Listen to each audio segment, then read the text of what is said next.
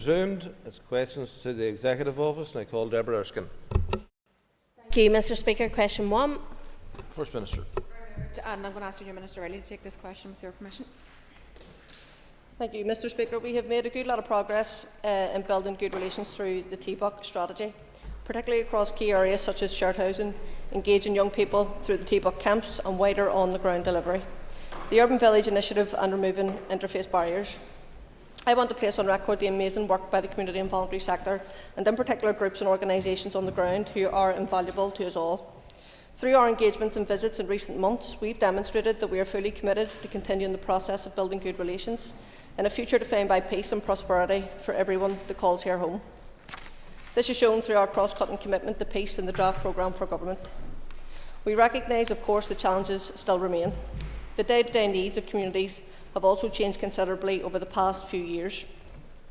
Communities facing good relations issues often face wider socio-economic challenges, as well as tackling these issues will need everyone across government and the community sector to work even better together. A review of the TBUC strategy has been initiated. The recommendations of this review are being considered and will shape the process for developing a refreshed approach to good relations. Mrs. Erskine. Thank the Junior Minister for her answer. But does the Junior Minister agree that the example set by political leaders has a significant bearing on building good relations within Northern Ireland?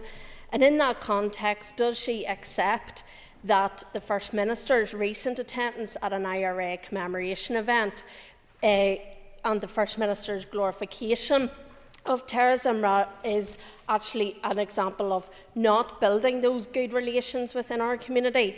Therefore, will the Junior Minister and the First Minister desist from attending events glorifying terrorism? Junior Minister. Well, when it comes to good relations, of course, we all have a part to play. We all need to be committed to improving community relations, be that people from different political, ethnic and religious backgrounds, whether you live in the city or whether you live in a rural community. Just last week, myself and Junior Minister Cameron, we met with the Clonard Fitzroy Fellowship, two faith groups coming together to have conversations and learn from one another. They are leaders in the community. We also met with Tacit in North Belfast at the end of last year. Community leaders standing side by side, working together for a better future and legacy for generations coming behind them. Leaders in the community. There is a lot of amazing work happening, and as I mentioned, the community and voluntary sector. Do we need to build on that? Yes. Do we need to do even more? Yes. Are we committed to that? Absolutely. And for myself and the First Minister, as political leaders and leaders in our community, we will do absolutely everything that we can to demonstrate every day that we will do just that. And I thank the Junior Minister for her answer so far. Can the Minister outline what work is ongoing by the Executive to bring young people across our communities together to build a better understanding of each other and all that they have in common? Minister. Yes, and thank you for that question. My focus in this role is to support the work of the First Minister and the Deputy First Minister, along with Junior Minister Cameron, to build in a future defined by inclusion, equality and respect. And I know that many across this chamber are also committed to working to deliver on that outcome. Investing in our young people, creating opportunities for engagement is key to building in that process. The TBUC Camps programme, delivered under the TBUC strategy, specifically gives our young people the opportunity to build positive relationships with other young people from different communities.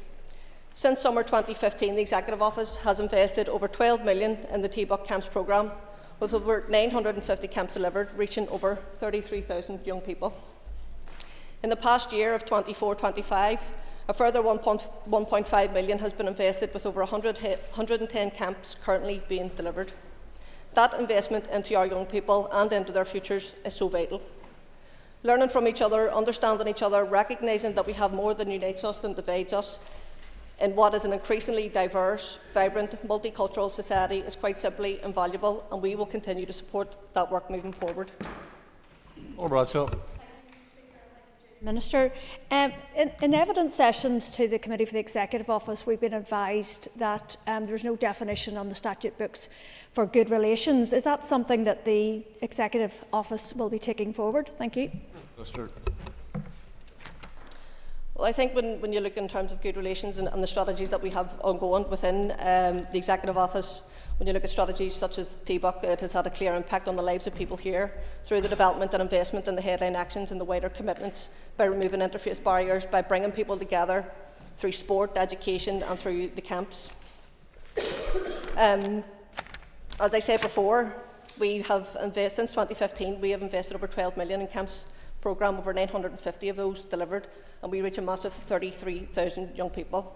So again, as I said before, that demonstrates our commitment, that demonstrates my commitment, the Deputy First Minister and Junior Minister Cameron, and we will continue all that we can to continue with that work. Declan Kearney.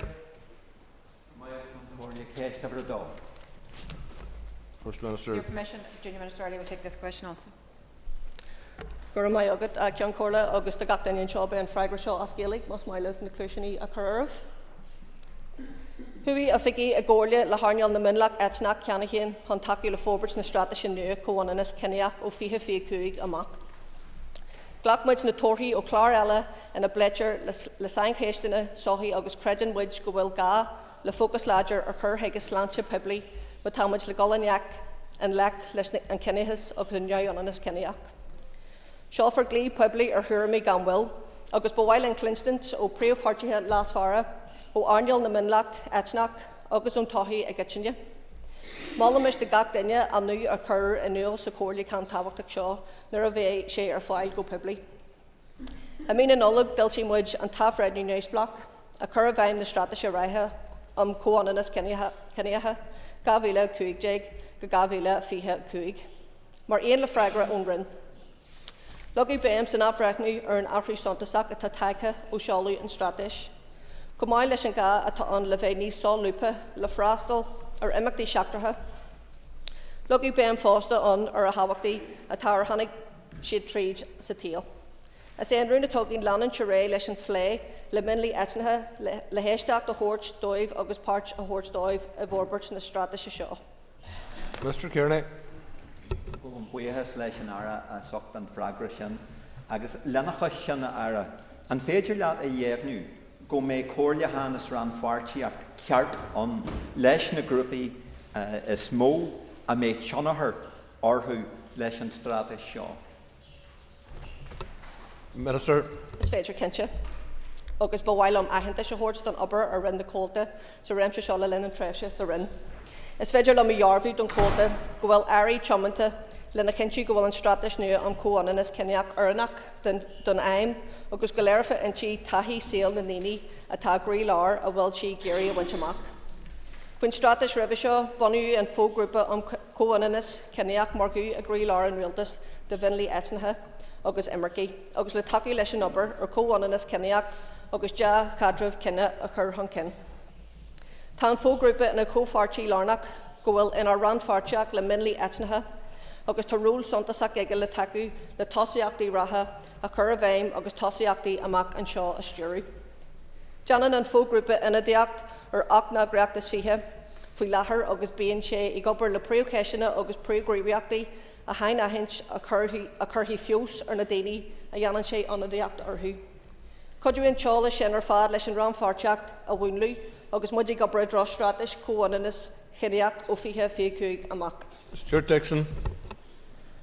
Much, Mr. Speaker. Thank you, Junior Minister, for your answers so far. Junior Minister, given that this is a policy and a strategy which extends from 2015 to 2025, why have you failed to not start renewal of this strategy within the 15 to 25 year time frame? Why do you have to wait to the end of the strategy to go out and consult on a new one when you know a new one is coming forward? Minister. Well, the consultation on a racial equality bill began in March 23 and formally closed in June 23. A report on the responses and feedback from the consultation was published in August 24. We aim to bring updated race relation legislation before the Assembly through the legislative programme in the 25-26 session. That report considers over 50 amendments and it will inform the basis for any legislative change, and it will move us a step closer to providing the best possible legal protection against racism and towards a more equal society. Mark Durkin. Cian Corlia agus buíochas leis an éire fáinne a freagraí go dtí seo. An féidir leis an éire éon rathaíochta a thabhairt go leathnúthar an ciste forbatha Minlach Éitneach tar éis mí na Marta. Junior Minister. Well, Gaji Shaw, the Ellen Cholishin, Gojerach was Bokora, to me, Brass has to Screeve, Higgin, Coltug, and Cholishin, Aliga Carhiga. Lovely Butler. 3, please, Mr. Speaker. Minister. As civil aviation even is a reserved matter, DFE officials have explored with the Department for Transport the possibility of extending pre-clearance services to Belfast International Airport. The Department for Transport has committed to entering into exploratory talks with the United States administration on the options for introducing pre-clearance checks on customs and immigration for passengers travelling on direct flights between here and the US. The Deputy First Minister and I are fully supportive of the reintroduction of a transatlantic route to Belfast and implementation of pre-clearance. A direct flight between here and the US would have transformative economic benefits for our economy. It will boost tourism, it will open up new opportunities across the board, including for our universities. So we're fully committed to supporting the Minister of the Economy in any way that we can in taking this forward. Mr. Butler. Thank you, Mr. Speaker. I thank the Minister for the further confirmation of the Executive Office's ambition in this regard. But obviously, with the inauguration today of President Trump at 12 o'clock today, it offers a new dispensation with the American government. We had some great performance from Joe Kennedy as the former Northern Ireland trade envoy. Would the First Minister give a commitment that the Executive Office will work proactively with President Trump to ensure that a special Northern Ireland envoy is in position as soon as possible, not the last 6 months of his mandate as previously, and to seek the delivery of the transatlantic routes and indeed pre-clearance at Belfast International? First Minister. Yeah, as the member has noted, the inauguration is happening as we speak, I believe, and we will obviously continue to work proactively to try to secure pre-clearance. I think it will be an enormous economic booster for us here. So, as we have with previous administrations, regardless of who is at the helm, we will work with those that are responsible for delivering this important economic booster. It's something that the Economy Minister has taken forward quite strongly in engaging with the Department of Transport, but also commissioning research as well around this, so we can actually make the case for why it's so important. So yes, we will take all opportunities to ensure that we can secure this. I think it's in our best interest to secure this. I think in terms of a US envoy, obviously those appointments are yet to be made, but we've had the experience of working with previous envoys that has been beneficial, and let's hope that we can have those similar types of benefits going forward. Jonathan Buckley. Thank you, Mr. Speaker. And as has been alluded to, today is a big day for our US friends, who today will see the inauguration of President Trump for his historic second term. It's a presidency that indeed I welcome, and I would ask the First Minister, during the first Trump administration, the then First Minister Arlene Foster and Deputy First Minister Martin McGuinness issued an open invitation for President Trump to visit. Could I ask the First Minister, will that open invitation be extended again by the First and Deputy First Minister to ensure that the people of Northern Ireland and the United Kingdom can get the benefits of this second Trump administration? Minister.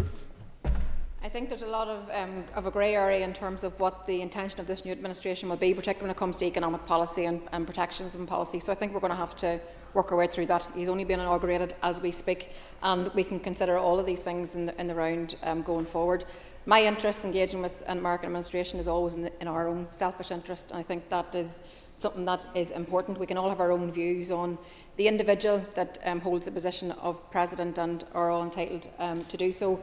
The American people voted for this president, so that's their prerogative. My concern is in relation to what's good for our economy, what's good for our job creation, what's good in terms of our ongoing engagement with, which is much, much wider than obviously the White House itself. It's in terms of Irish America, it's in terms of engagement across the board, it's about drumming up tourism potential, it's about so much more. So we can consider all these things going forward. And following on from the First Minister's response there when she talked about exploring what's good for our economy, last week the Economic and Social Research Institute published a report that looked at a new economic model for the North here. Can I ask the First Minister, does she welcome this report? Yes, very much so, and I just started to take a look through it, but I very much welcome the fact that the report has been published by the Economic and Social Research Institute, because I think it's going to contribute to that wider understanding of how our economy works. Our executive colleague, Conor Murphy, is working to ensure that our economy serves everybody well, that everybody gets to enjoy in prosperity, and he has set out how that can be done in terms of an economic strategy and plan around using the window framework to grow local exports, attract better quality FDI, taking full advantage of the all-island economy, collaborating very much with our business representatives, trade unions and academia, and also setting out his very clear mission around highly productive, zero-carbon, regionally balanced economy with good jobs. So I think that as we constantly review and prepare and plan for the future, I think reports such as this are very much welcome into what we have in the public domain to actually understand what makes our economy tick and actually how we can look towards growing it into the future for everybody. Matthew Till. Thank you, Mr. Speaker. First Minister, I'm genuinely intrigued to hear that seeking pre-clearance is official executive policy, in part because it originated from a clandestine bilateral process between the DUP and the UK government, not the other executive parties. But secondly, we know the Trump administration is anti-immigration. They're not going to be seeking more open borders. Secondly, it is also true to say that we already have pre-clearance on this island. The US administration is likely to say travel 100 miles down the road to Dublin. Mr. O'Toole, in order to take your achieve seat. this, it would also include... This is questions and answers. And you in particular, of all the members, seem to want to make speeches. So would you ask a question, please? I appreciate that, Mr. Speaker. I am the Leader of the Opposition. It's my job to hold ministers accountable. Is this actually going to be O'Toole, executive you're policy? The Leader of the Opposition. I'm the Speaker. You do not challenge the Speaker, as does any other member. You're asked to make a question, and if you can't make a question, I'll move on, so please make a question. Is seeking pre-clearance in that context and all it entails seriously executive policy? Because I don't think any serious observer thinks it's going to happen. Well, I've just said that it is. I've just said that the Deputy First Minister and myself are committed to working with the Economy Minister to try to pursue this even further. I think that we should take this advantage if we can get it. I mean, it comes down ultimately because the cost of such a infrastructure will come down to the airport itself, so we're going to be engaging with them also. But I think it's very clear what the Economy Minister has set out, that connectivity is so important to our economic growth. So therefore, trying to improve connectivity across our island is always going to be a good thing. So yes, I can't be any more clear than that the Deputy First Minister and myself have said that we are committed to working with the Economy Minister to pursue this further. Dr. Reagan. First Minister for remarks so far. First Minister, have you had the opportunity to consult with our friends in Scotland and indeed in Manchester? Because of course Edinburgh, Glasgow and in fact Manchester are looking for pre-clearance as well, and that would be well within the remit of the great airport at Belfast International Airport, which is of course in my constituency. Thank you. First Minister. No, we have not engaged with Scotland or Wales in relation to this issue. I think that Dublin is the only place in Europe actually that has pre-clearance at this stage. We will continue to make the case for connectivity. It's written up in the programme for government, the draft programme for government, that connectivity is so important to growing our economy. So we should be pursuing anything that helps us to actually improve that situation. Mr. McNulty's question was withdrawn after the period. I call Connie Egan. Please. With your permission, I'm going to answer questions 5 and 12 together, Mr. Speaker. The Ending Violence Against Women and Girls first delivery plan was published in last September, and it sets out key actions to support collaboration across government and wider society. It focuses on prevention and early intervention over the next 15 months. As part of a wider £3.2 million investment, we launched the Local Change Fund on the 9th of January. A total of £2 million will be shared across 11 councils to enable them to support the End Violence Against Women and Girls action in their local areas. This funding will support community networks and provide opportunities for grassroots organisations to play their part in preventing violence, harm and abuse against women and girls. Work on the Regional Change Fund investment with the community and voluntary sector continues to progress with a view to making an announcement imminently. In partnership with the PSNI and DOJ, the Power to Change public awareness campaign will also be launched soon. The campaign urges or uses the active bystander approach and targets harmful attitudes and behaviours of men and boys. Recently, Junior Minister Riley and Junior Minister Cameron had the opportunity to meet the 6 successful suppliers developing innovative ideas and solutions to tackle the scourge of violence against women and girls.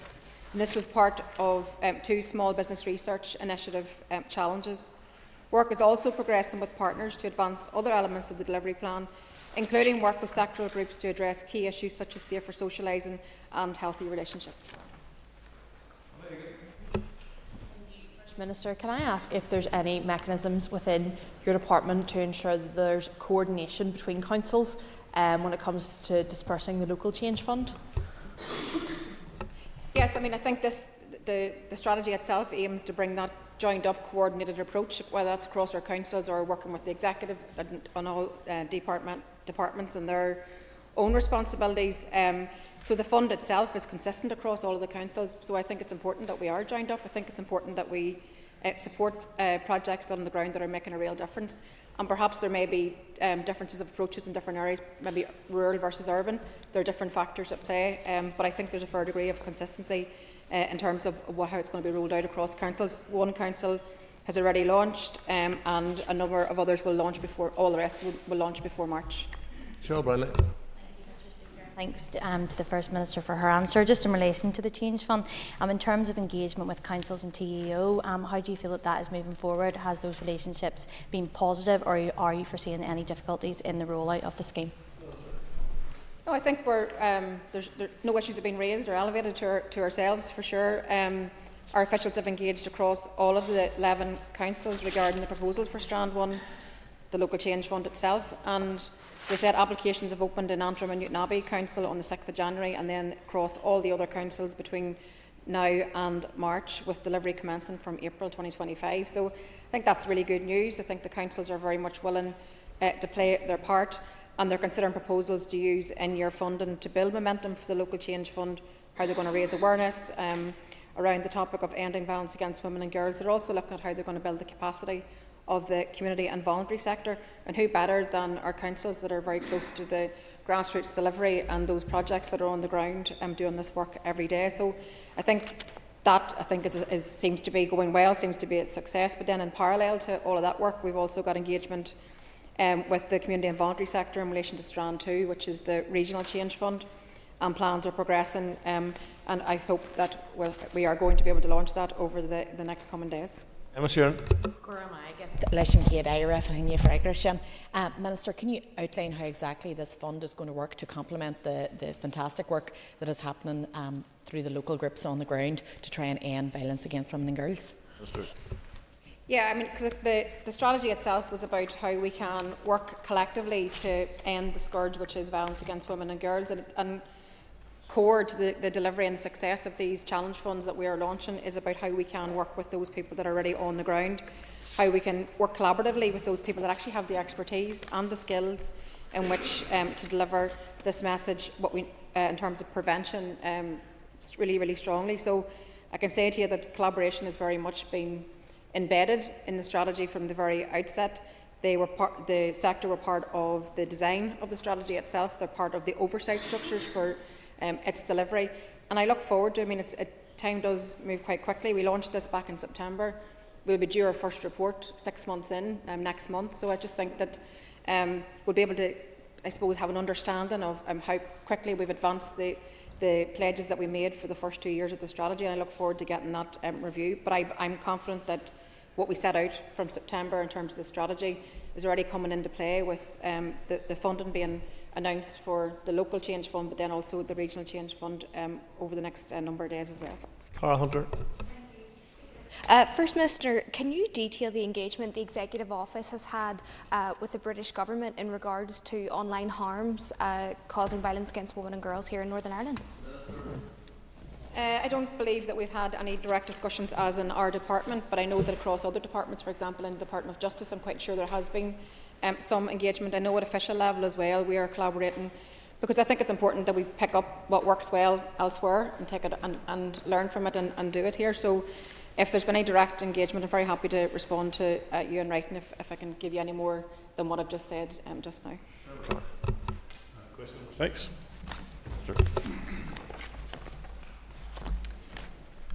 One of our key priorities as an executive is the health and well-being of our people. We are committed to working together to deliver the transformation needed to deal with the pressures facing the health and social care system. Following a recent meeting of the Executive, we issued a statement on winter pressures. We acknowledge this has been a particularly difficult winter across the health and social care system, with high rates of hospital admissions and flu. We also thanked HSE staff, as well as carers and the community and voluntary sector, for their tireless work over this difficult winter. As an executive, we fully understand the impact of long waiting times on patients and their families, and we would encourage people to take any steps they can to stay safe and to stay well this winter. If you're eligible, please take up the flu vaccine, which has now been extended to everyone over the age of 50. We are continuing to work together on the reform and transformation of the health and social care sector, including the urgent need to reduce waiting times. As with all commitments in the draft programme for government, this is one of our shared ambitions, and its importance has been discussed frequently by the Executive. Mr. Clark. Thank you, First Minister, for your answer. First Minister, and I hear what you're saying. However, this has been a relatively wild winter, and every year we have the same problem in terms of waiting lists. We have hundreds of people waiting to get into hospital, and indeed hundreds waiting to get out. Does the First Minister have any suggestions for the Health Minister, or is the Health Minister bringing forward any specific proposals to relieve these pressures? Minister. We did have a collective executive discussion on this last week. I mean, we all can say that the situation facing patients right now is not acceptable. The situation facing our health and social care workers is not acceptable. And the winter comes every year, so we should be prepared and we should be ready. But I don't want to be... I want to be helpful to the Health Minister, and I think that the collective will of the Executive is to work together to transform our health and social care system. But we need to have a plan to work towards. So we've engaged with the Health Minister. We will continue to engage with the Health Minister, because I believe what the public at home want to know is when is the health system going to get better? When are they going to be able to get access to their GP? When are they going to be able to get hospital care if they need it? So I think there's more to be done, but I do believe that the public will be better served by a collective effort in terms of the health system. I mean, we're funding the health system with over half of our budget, yet and all the health outcomes aren't improving. So that has to change. There needs to be a plan to fix that. But I will be constructive, and I'll work with the Health Minister in which to try to get us to the right point. But I know that as an executive we discussed this last week, how we can work with the Health Minister, but we need to see a plan in which that we can all sign up to. Transformation is absolutely where it's at. We need to transform our health and social care system. And there are things that work really well in our system, and there are things that don't. But what we need to see is a plan, I think, that we all collectively can sign up to in terms of fixing our health system. I call Linda Dillon. Thank you, Mr. Speaker, and thank you, Minister, for your answer so far. Minister, just on the point that you've just made around a plan, I think it is necessary for us to see a plan around the winter pressures, but also around the intent to fix the health service as a whole, and a time frame around that plan. So do you think really that is what we need to see now? And I think in terms of ourselves as an Assembly, we've been very clear. We want to support the Health Minister around this. We want to work with him, but we need to see that plan in order to know what it is that we're supporting. Yeah, and look, I think we all know there's no short fixes, but we also know that the ingrained problems that we have across health and social care have been there for a long time. We need to have a transformation plan on paper that people can understand. We need to talk to the public about how we're going to improve their outcomes, their health outcomes. And I think that requires us to have a collective effort, but we need to have a written down plan that we can actually go out and talk to people about. So I know that the immediate focus has to be on stabilising the health system, but core to that really is a plan with measurable targets, and that's very clear. I think there are really fine examples across our health and social care system that work really well. Acute care at home, an absolutely excellent initiative that brings care right to people's homes and avoids them being hospitalised. We need to ramp that up. I think there are a whole lot of things that we can do better in terms of supporting our domiciliary care workers who work in community and keep people home and keep people well. I think we all know the ideas, but I think what we need to see is a written down plan that we all can sign up to. John Blair. Thank you, Mr. Speaker. I'd like to ask if the First Minister and Deputy First Minister could give a commitment to not collapsing the institutions again, given the untold damage that suspension has caused to health transformation and to outcomes, as well as we're seeing right across Northern Ireland in emergency departments currently. Minister. I'm here to do business. I'm here to work with executive colleagues, and I am very glad that as we approach our 1 year anniversary of being in the executive and working together, we have delivered real tangible benefits for the wider public, and I am committed to being here every day. I'm committed to working with others. I'm committed to making politics work, and I wouldn't be here if that wasn't my objective. Alan McGrath. Thank you very much, Mr. Speaker. It is well recognised within the sector and the public that transformation to our health services is the long-term solution to the problems that we have, but the short-term solution requires finance. Will this executive give the finance that the Health Minister requires in order to reduce those waiting lists? And does the First Minister agree that without the finance, that is going to be an impossible task? Minister, you have half a minute. Money matters in terms of us being able to invest in our health service. That's why, I mean, we all collectively on day one, in entering into this executive in February of last year, made it very clear that the funding model that we had wasn't fit for purpose. We have made strides forward in actually changing that. We have actually achieved additional hundreds of millions of funding in addition because of the work that this executive has done. Is it enough? No, because we're dealing from a very poor starting point in that 14 years of austerity has crushed our public services. So we have a lot of work to do. Not everything's going to cost money. Sometimes it's about doing things better and doing things well. But there's no doubt that 52% of our entire budget going on the health service, that will only keep increasing if we don't transform. Let's all work together and make sure we transform our health and social care system. Moving to topical questions, Nicole Matthew O'Toole. Minister, in September last year, you said that Casement Park will be built. When? Minister. Well, I can say to the member that I'm absolutely committed to ensuring that Casement Park is built. It's one of the outstanding projects. It must be done, and I will continue to ensure that we continue to raise this issue until it is completed. I believe in the investment in the West. I don't believe in the West of the city. I believe it will be enormous economic booster, enormous for sport, long overdue, and it must be built. Mr. O'Toole. Thank you. First Minister, as with lots of other statements, the public out there see words but not delivery at Stormont 1 year on since restoration. Can you confirm when Casement Park will be delivered, how often it's been raised with the Communities Minister by yourself and your colleague, and when, finally, Minister, are we going to see the 2024 legislation programme delivered in 2025? Minister. Yes, I will continue.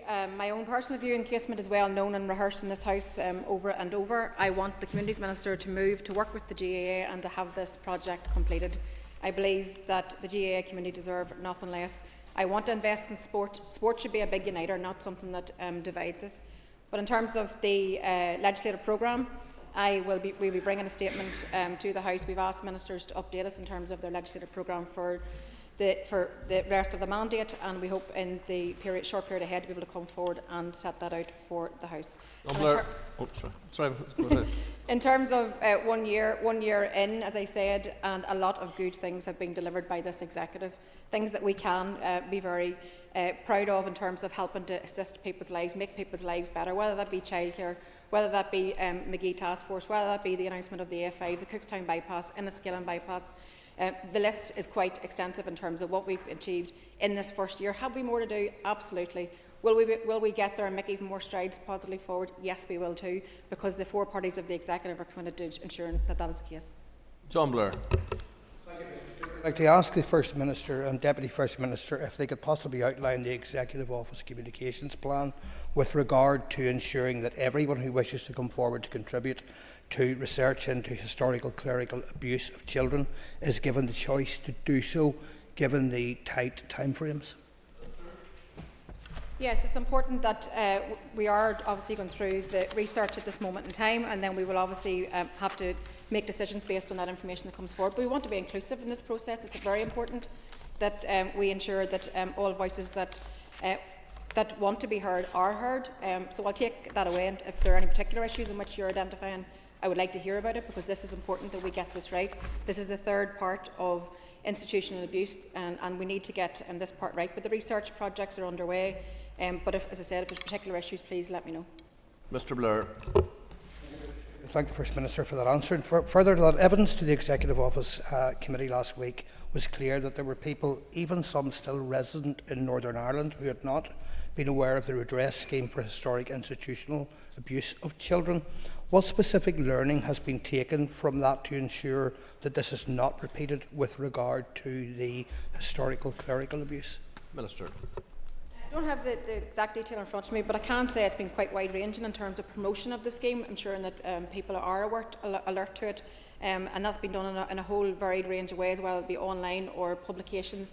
I think a lot has been done. I don't think that at this moment in time, I don't believe it's being flagged with us that there are concerns that we haven't reached a large swathe of people, because so many people have actually come forward. But again, in all of these things, we are obviously want to listen, because this is an area where I just want us to get it right. These people have been failed on every turn, and it's important that whenever we're able to do something, that we're actually able to do something that's positive and important to them, and actually does exactly what is right for them. Jill Guy. Thank you, Mr. Speaker. First Minister, I'm sure you will agree that it is a privilege to hold the office of First Minister, but that it was unacceptable that it took 2 years before you could actually take up that role. Will the Minister agree that we should take forward work to reform these institutions to ensure that no party can ever deprive the people of Northern Ireland of government again?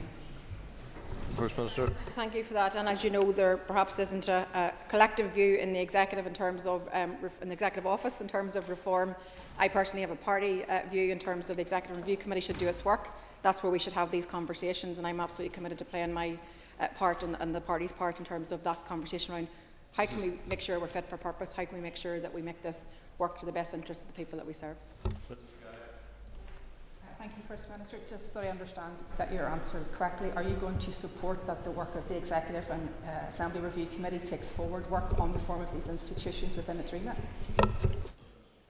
So this is again a personal view, not an Executive Office view, but my view has always been that Executive Review Committee is the place in which we should do that work, and my colleagues participate accordingly. Mr. Speaker, last Friday marked the 32nd anniversary of the T-Ban massacre. 14 workmen travelling home from work were in a minibus when that minibus was blown up. 8 of those workmen were killed. The First Minister has said that there was no alternative to violence. Does the First Minister believe that there was no alternative to these murders? Or does she treat IRA murders as just collateral damage? Minister.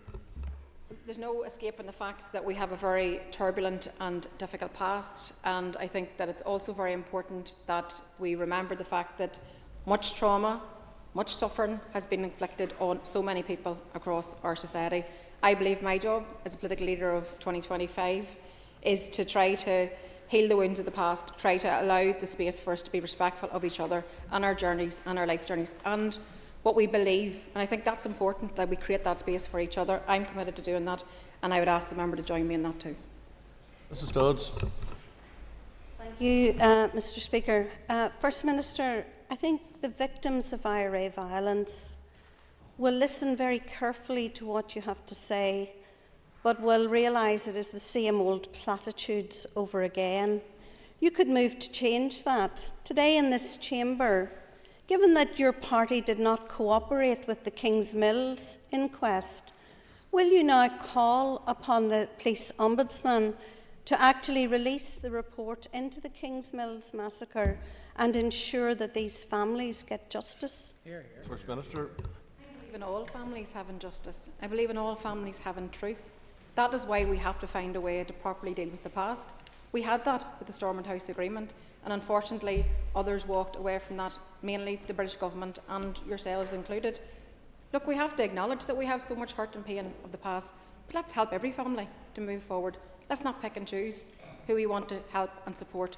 I'm committed to looking towards the future. I'm committed to trying to help people to heal and to move, not to move forward or not to forget, but to try to help people to heal. And I said that from day one, and I'm absolutely committed to that. I want us to build a better future. I do not want us to burden yesterday's children or today's children with yesterday. I want us to try to help people to heal. So let's try to find a way to do that together. Connie Egan. Mr. Speaker, First Minister, can I please ask when the final programme for government will be published? Minister. So we're actively working on it as we speak. We have an executive this week. I'm not sure if it's going to make it to that yet, but we're actively working on it. But needless to say, we intend to get it published ASAP. I'm hoping in the coming weeks. Egan. Thank you, First Minister. How will the Executive Office ensure that consultation responses received will be reflected in the finalised programme for government? Minister. So we've had over 70 public engagements. I think it's 1,400 consultation responses. So that's quite a lot to get through. We've been working our way through that. We've been analysing it as it come in, as opposed to waiting to the end point, which is allowing us now hopefully to move forward to the next stage. So I believe that the final document will be reflective of the consultation responses that we received in the main, particularly around any of the sort of bigger issues that were coming up repeatedly over and over. Okay, Egan. Minister, the First Minister will be aware that the Secretary of State has now refused the use of the Stormont break. What is the First Minister's position on the use of democratic safeguards against the imposition of unwanted EU rules? Minister. Look, I believe that whenever issues are identified, we should find pragmatic and reasonable ways in which to deal with them.